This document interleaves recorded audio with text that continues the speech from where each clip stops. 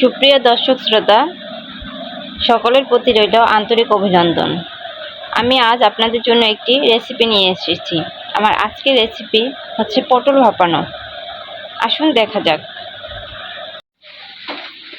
পটল ভাপানোর জন্য প্রথমে আপনাকে কতগুলো পটল নিতে হবে। আপনি আপনার পরিমাণ মতো নিতে পারেন, আধা কেজিও নিতে পারেন, 1 কেজিও নিতে পারেন। এরপর পটলগুলোকে ভালো মতো ছুলে নিতে হবে। এভাবে সবগুলো পটলের খোসা ছাড়িয়ে নিতে হবে।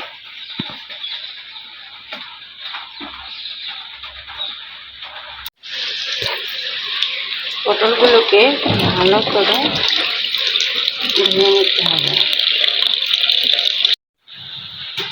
এরপর পটলগুলোতে ভালো করে হলুদ আর লবণ মিশিয়ে মেখে নিতে হবে। পটল ভাপানোর জন্য আপনাদের যা যা লাগবে সেই উপাদানগুলো আমি এখানে বলে দিচ্ছি। প্রথমে লাগছে আপনার পটল ফালি করে কেটে হলুদ মেখে ভেজে নিতে হবে। এরপরে লবণ, নারকেল, কাঁচামরিচ বাটা, জিরা বাটা, হলুদ বাটা, এরপরে যে মূল উপাদান যেটা সেটা হচ্ছে সরিষা বাটা এবং নারকেল বাটা।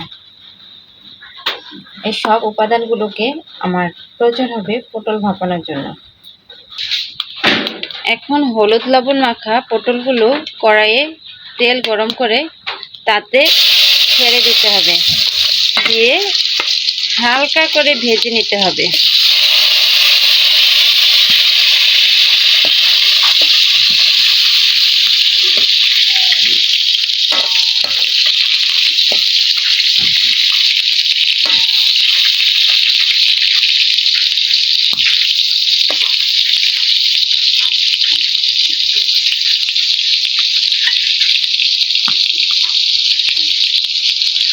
আবার ইচ্ছে করলে না ভেজেও করা যায়, তবে ভেজে নিলে একটু ভালো হয়। ভেজে নিলে পটলের ভিতরে যে পানিগুলো থাকে সেই পানিগুলো টেনে যায়, শুকিয়ে যায়, যার ফলে খেতে ভালো লাগে।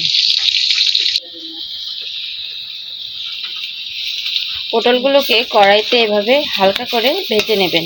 এক পাশ হয়ে গেলে আরেক পাশ উল্টিয়ে দেবেন।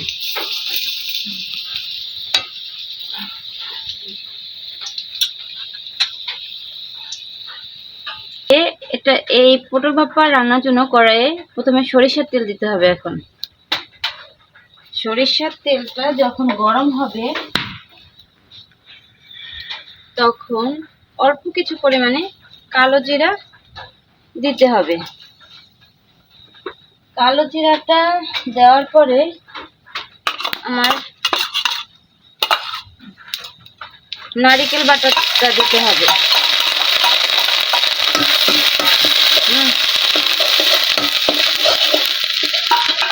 নারকেল বাটা হালকা হয়ে গেলে আমার কাঁচামরিচ দিতে হবে।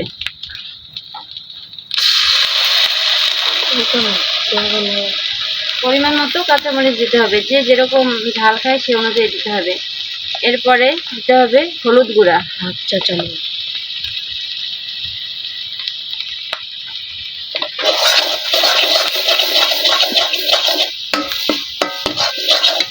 এরপর দিতে হবে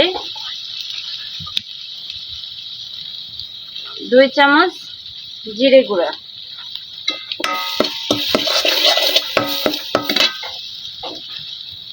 এরপর প্রয়োজন মতো লবণ দিতে হবে।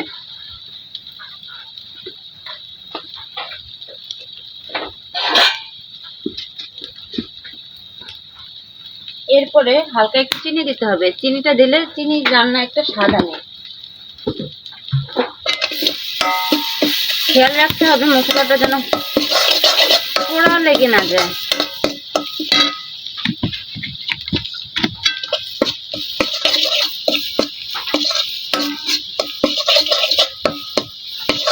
এরপরে একটু মাঝে মাঝে একটু পানি দিতে হবে, পানি দিয়ে কষিয়ে নিতে হবে।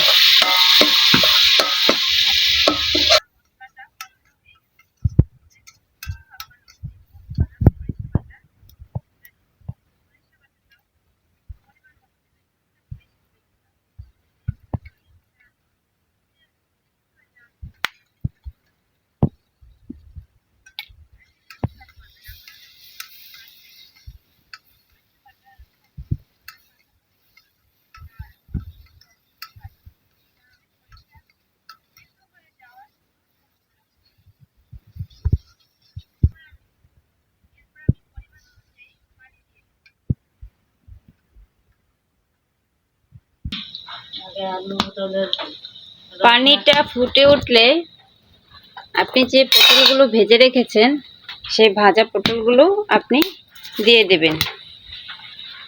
এই যে আমি আমার ভেজে রাখা পটলগুলো দিয়ে দিলাম।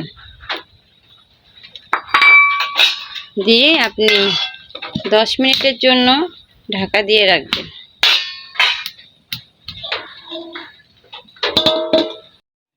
10 মিনিট পর ঢাকনা খুললেই পটল ভাপা রেডি।